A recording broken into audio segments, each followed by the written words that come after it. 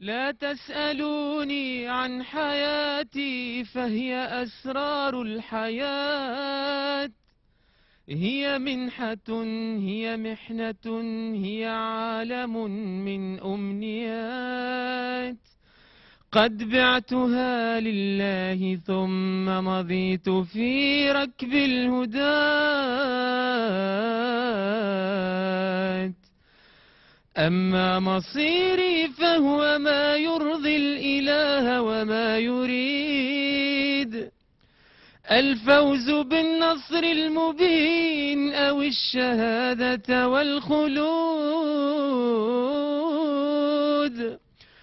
أما مصيري فهو ما يرضي الإله وما يريد، الفوز بالنصر المبين أو الشهادة والخلود.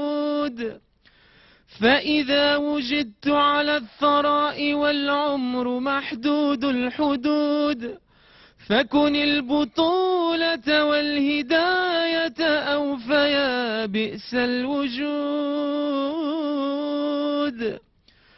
أما صديقي فهو قرآن وذكر وابتلاء، الله باركه وسار عليه قبل الأنبياء.